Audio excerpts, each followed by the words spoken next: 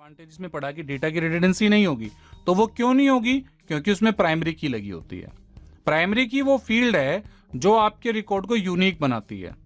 अगर मैं कहूं कि भाई स्टूडेंट आईडी 1 के बारे में बात कीजिए, तो जब भी 1 के बारे में बात होगी तो उसका रोल नंबर 11 आएगा, फर्स्ट नेम टॉम आएगा, लास्ट नेम प्राइज आएगा, ईमेल उसका abc@gmail.com आएगा। जब भी स्टूडेंट आईडी 3 की बात होगी तो रोल नंबर 13, फर्स्ट नेम दाना और लास्ट नेम उसका नेतन, जो भी आपका उसका यूजर नेम लिखा हुआ है। तो ये जो रिकॉर्ड का रिकॉग्निशन है, रिकॉर्ड का यूनिक बनाने का तरीका है, दिस इज कॉल्ड प्राइमरी की। In the following example stood ID is a primary की। इस एग्जाम्पलरी जो टेबल दी है यहाँ पे स्टूडेंट आईडी आपकी प्राइमरी की है, जो आपके रिकॉर्ड को यूनिक बनाती है। ये डुप्लीकेट नहीं हो सकती। प्राइमरी की कुछ प्रॉपर्टीज हैं।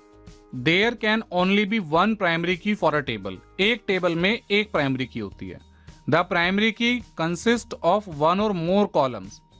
अब primary key group of columns भी हो सकता है, यानी कि अगर एक फील्ड से बात नहीं बन रही, एक फील्ड यूनिक नहीं बना रही, तो दूसरी फील्ड भी ले सकते हैं, दोनों को मर्ज करके भी, यानी one or more column consist करके हो सकती है। द प्राइमरी की एनफोर्सेस the entity integrity of the table. तो ये आपकी टेबल की इंटीग्रिटी को संभालती है, यानी कि आपके टेबल के रिकॉर्ड को जो है वो यूनिक बना के रखने का काम करेगी। All columns defined must be defined as not null. Primary key जो फील्ड होगी वो कभी भी नल नहीं होगी। नल का मतलब है खाली, कभी भी खाली नहीं होगी, उसमें वैल्यू हमेशा आएगी। द प्राइमरी की यूनिकली आइडेंटिफाई अ रो। हर रो को वो यूनिक बनाएगी। अब बात करते हैं कंपोजिट प्राइमरी की। कंपोजिट की या कंपोजिट प्राइमरी की ये उस केस में काम आती हैं जब हमें एक से ज्यादा कॉलम्स को प्राइमरी की बनाना होता है। इट में बी कैंडिडेट की और प्राइमरी की। ये प्राइमरी की भी हो सकती है और कैंडिडेट की भी हो सकती है। Columns that make up the composite key can be different data types. और ये एक अलग डेटा टाइप्स की भी हो सकती है।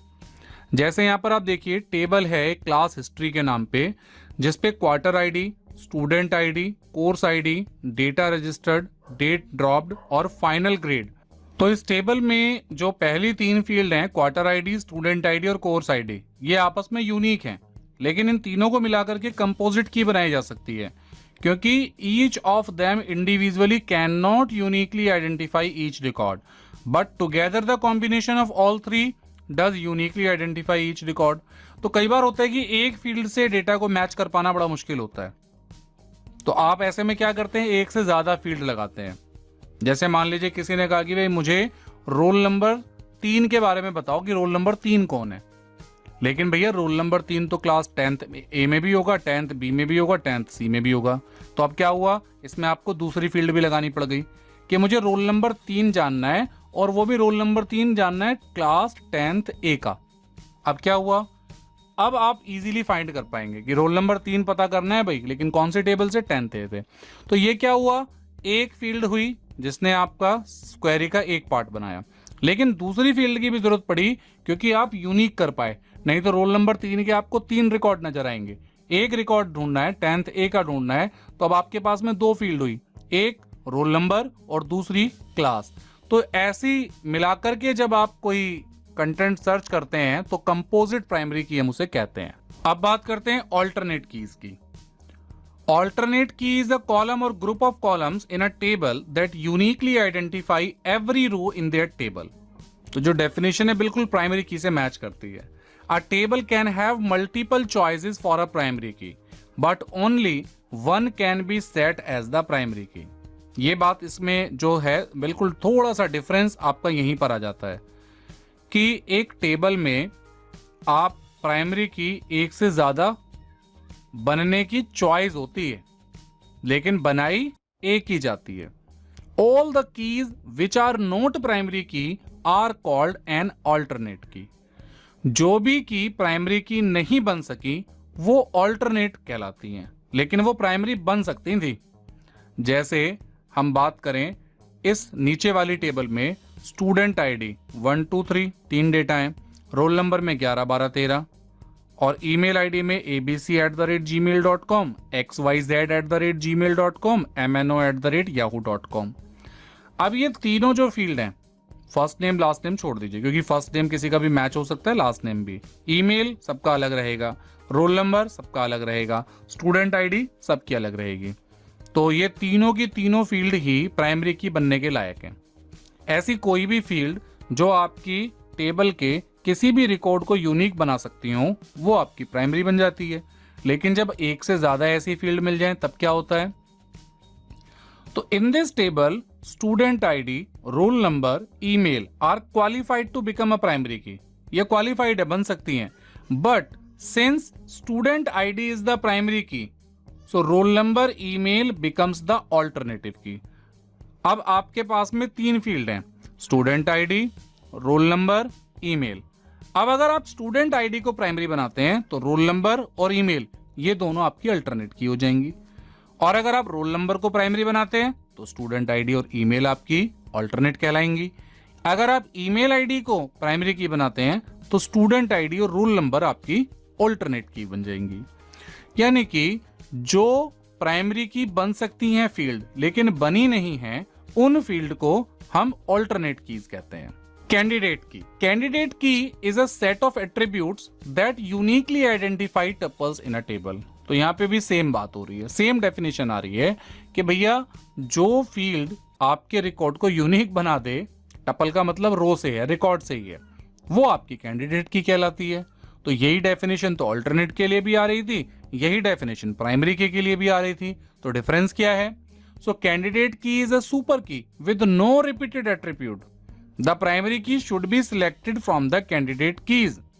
Every table must have at least a single candidate key. हर टेबल में एक सिंगल कैंडिडेट की होनी ही चाहिए। अ table can have multiple candidate keys but only a single primary की।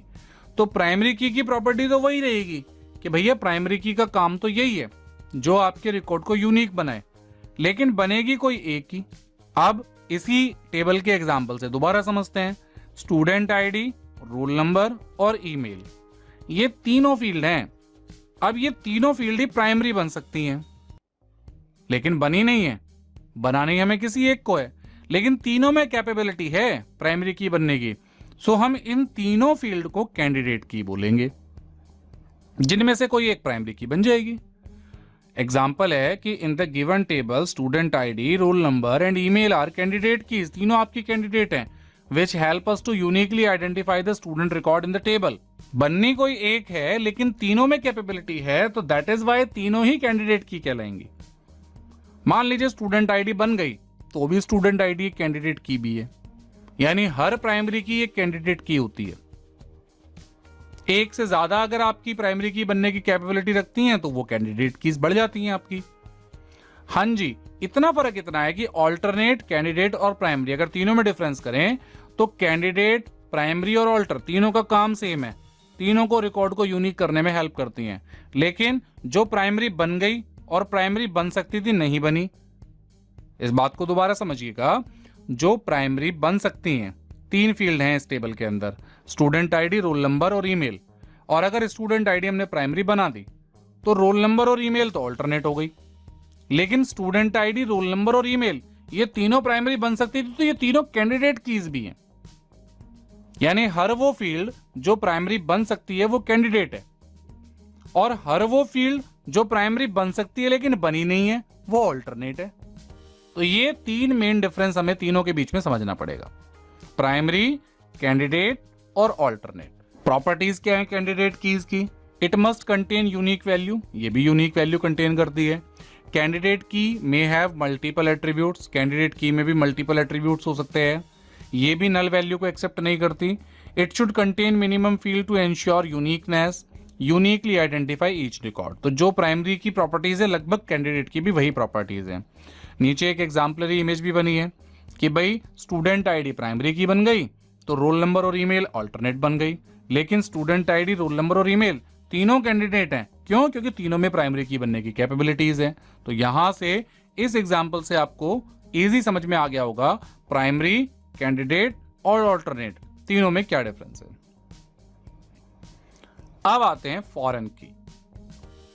फॉरेन की का रोल तब शुरू होता है जब आप एक से ज्यादा टेबल पर काम करते हैं। Foreign key is a column that creates a relationship between two tables. ये दो टेबल के बीच के रिलेशन को संभालती है। The purpose of foreign key is to maintain data integrity and allow navigation between two different instances of an entity. It acts as a cross reference between two tables as it references the primary key of another table. Basically जब आप दो table को relate करते हैं तो ये referential integrity भी कहलाता है। इंटीग्रिटी आपका जो पार्ट है वो आपके टेबल के डेटा को यूनिक बनाने के लिए है। अब जैसे यहां पर हम दो टेबल देख रहे हैं नीचे, एक लेफ्ट में और एक राइट में। लेफ्ट में दो फील्ड हैं, डेप्थ कोड और डेप्थ नेम, यानी डिपार्टमेंट का कोड और डिपार्टमेंट का नाम।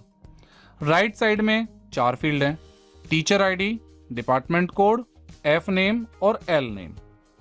अब अगर हम बात करें तो इजीली समझ में आ रहा है कि भाई इस टेबल में और इस टेबल में, दोनों टेबल में कौन सी फील्ड है जो कॉमन है। तो हम सबको ध्यान में आ रहा है कि डिपार्टमेंट कोड नाम की जो फील्ड है वो दोनों में कॉमन है। यानी कि अगर आप मुझे ये पता लगाना हो कि भाई डिपार्टमेंट कोड 1 में टीचर आईडी क्या है, तो अब आप यार ध्यान से समझिएगा कि डिपार्टमेंट कोड 1 जो कि साइंस का डिपार्टमेंट है, ये तो हमें पहली टेबल से पता चल जाएगा, लेकिन उसकी टीचर आईडी क्या है वो कैसे पता चलेगी, वो हमें दूसरी टेबल से पता चलेगी। अब हम दूसरी टेबल में देखेंगे डिपार्टमेंट कोड कहाँ है, 001 में है और उसकी जो टीचर आईडी है वो B009 है। या हमें डिपार्टमेंट कोड 1 में जो टीचर आईडी B009 है उसका क्या नाम है, तो उसका नाम भी हम ऐसे पता लगा सकते हैं। या 002 जो डिपार्टमेंट है उसका क्या नाम है, तो वो इंग्लिश डिपार्टमेंट का नाम है।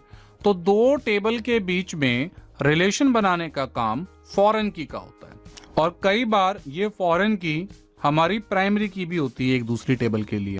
ये कुछ एक्टिविटीज हैं आपके लिए कि आप डाटाबेस की रिक्वायरमेंट्स को एनालाइज करिए एक रिटेल शॉप के लिए। मान लीजिए एक छोटी सी आप परचून की दुकान खोलते हैं, तो आपको उसमें क्या क्या फील्ड की जरूरत पड़ेगी। आप उधार भी देंगे तो कस्टमर का हो गया, आप मार्केट से सामान किसी और रेट में खरीदेंगे, बेचेंगे किसी और रेट में, तो आपका एक परचेज की टेबल हो गई, एक आपकी सेलिंग की टेबल हो गई। कितना माल आपका स्टॉक में बचा है तो स्टॉक की टेबल हो गई।